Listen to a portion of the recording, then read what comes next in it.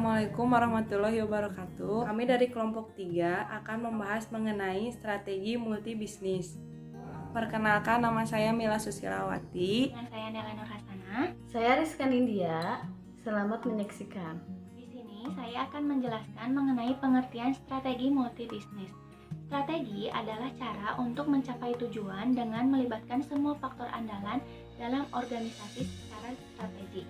Kemudian, perusahaan multibisnis adalah perusahaan yang memiliki dan mengelola lebih dari satu bisnis. Strategi multibisnis adalah sebuah cara yang dilakukan perusahaan untuk mencapai tujuan dengan melibatkan semua faktor andalan dalam organisasi secara strategik di dalam perusahaan yang mempunyai lebih dari satu jenis bisnis.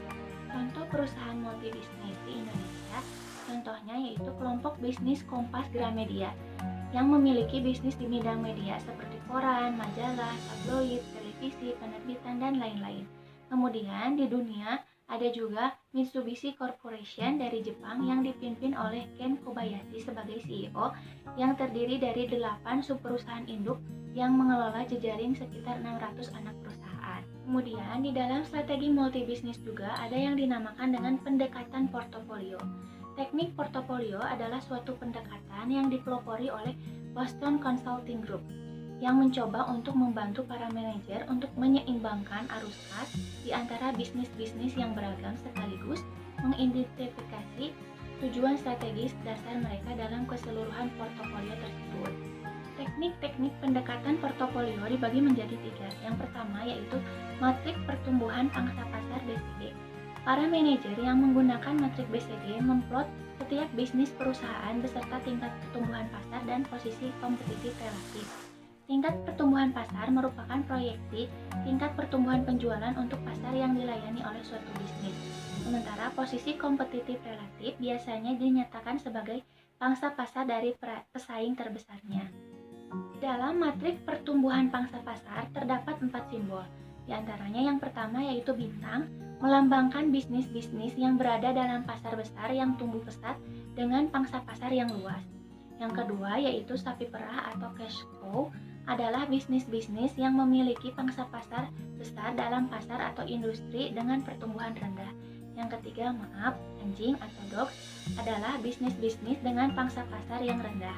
Kemudian yang keempat yaitu tanda tanya adalah bisnis-bisnis yang tingkat pertumbuhan tinggi sehingga memiliki daya tarik yang besar, namun pangsa pasar rendah sehingga membuat potensi labanya menjadi tidak pasti.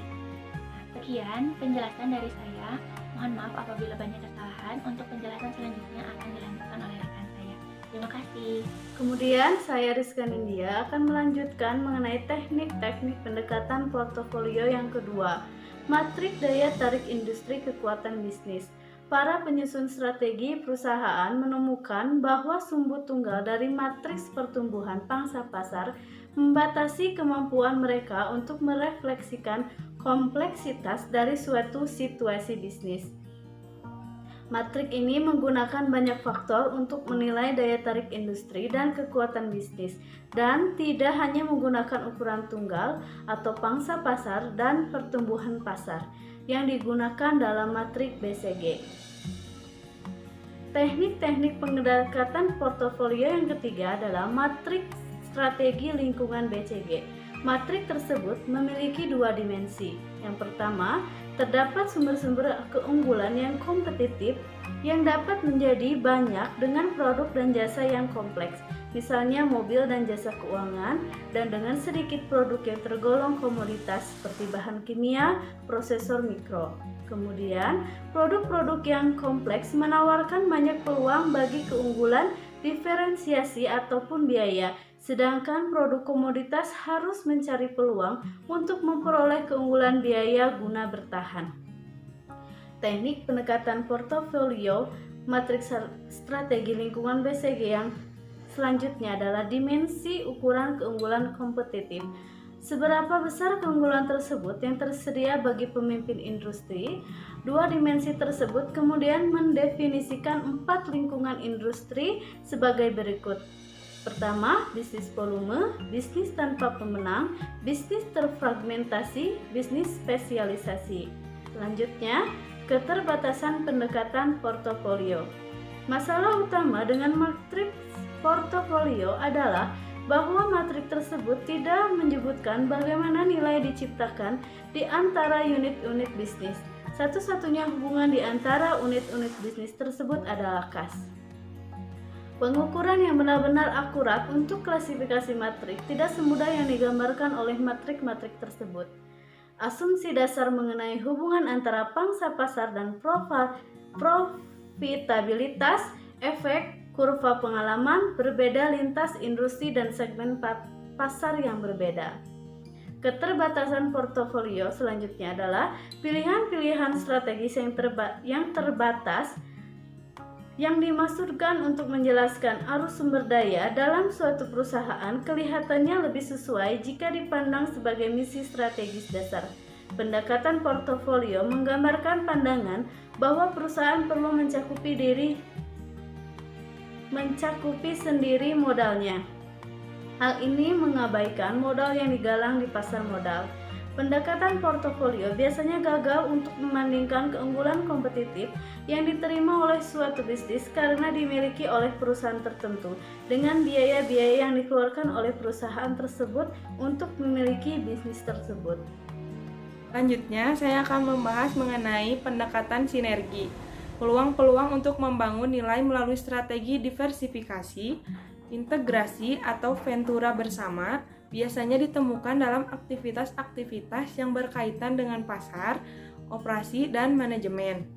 Aktivitas atau infrastruktur rantai nilai dasar dari setiap bisnis menjadi sumber sinergi dan keunggulan kompetitif potensial bagi bisnis lain dalam portofolio perusahaan.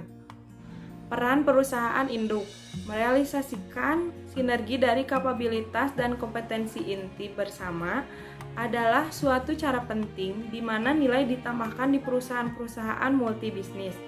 Penelitian membuktikan bahwa mencari tahu apakah sinergi-sinergi tersebut real dan jika demikian, bagaimana strategi tersebut dapat ditangkap paling efektif oleh para manajer untuk bisnis dan bukan oleh induk perusahaan.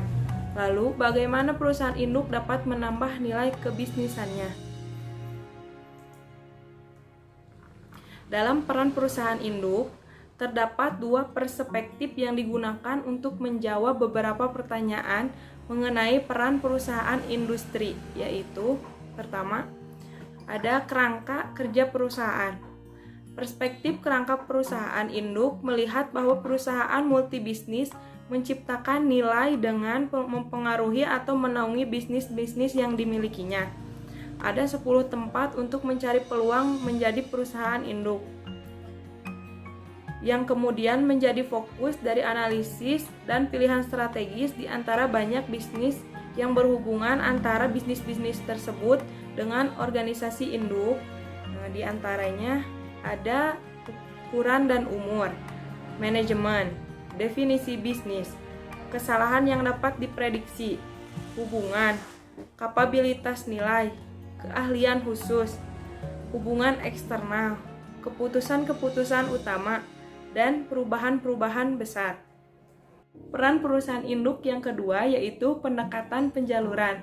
Pendekatan lain yang berfokus pada peran dan kemampuan manajer korporat untuk menciptakan nilai dalam pengelolaan perusahaan-perusahaan multibisnis yang disebut penjaluran.